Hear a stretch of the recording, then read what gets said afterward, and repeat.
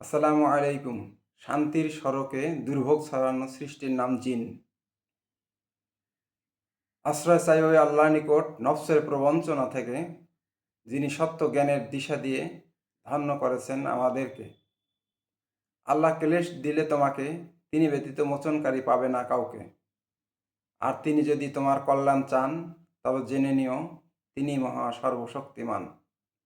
আমি সাক্ষ্য দিচ্ছি লা শরীক আল্লাহ, আর স্পষ্ট সতর্ককারী মুহাম্মদুর রসুল্লাহ। আমাদের সমস্ত অসুস্থতার সমাধান ব্যাপক ও বিস্তৃতভাবে শরীয়তে করা হয়েছে উপস্থাপন। জিন জগৎ মজাদার ও উত্তেজনাকর, অদৃশ্যমান হলেও তার বিশাল বহর। অনেকেই রোগ প্রতিকারে কোরআনের দিকে ঝুঁকছে, ফলে চিকিৎসকের সংখ্যাও দিন দিন বৃদ্ধি পাচ্ছে। শরীয়ত নির্ধারিত পন্থায় কোরআনিক চিকিৎসা তুলে ধরা, পরিত্যাগকৃত সুন্নতি তরিকাকে পুনরুজ্জীবিত করা। কোরআনের মাধ্যমে চিকিৎসা একটি বাস্তব ও সত্য বিষয়। কেবল অজ্ঞদেরকেই এ বিষয়টি এড়িয়ে যেতে দেখা যায়।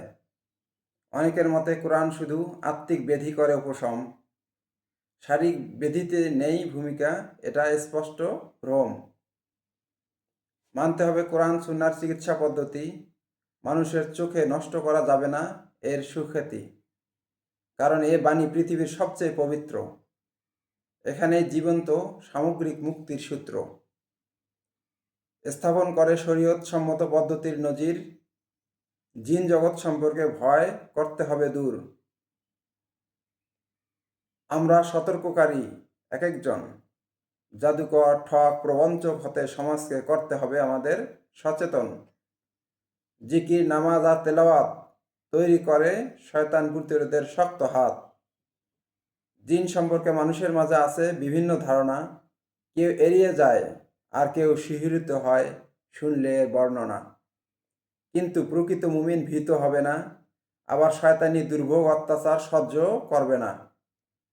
যাতে নিজেরাই প্রতিবেশী পর্যন্ত করতে পারে চিকিৎসা, আর কাটাতে পারে মানুষের দুর্ভোগ দুর্দশা।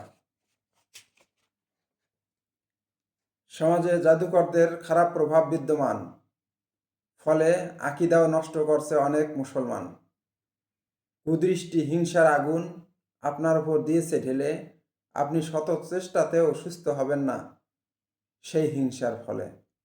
জানতে হবে মানসিক, স্নায়বিক, আভ্যন্তরীণ ওপরি রোগ কি, রোগহীন থেকেও কেন আমরা হচ্ছি না সুখী।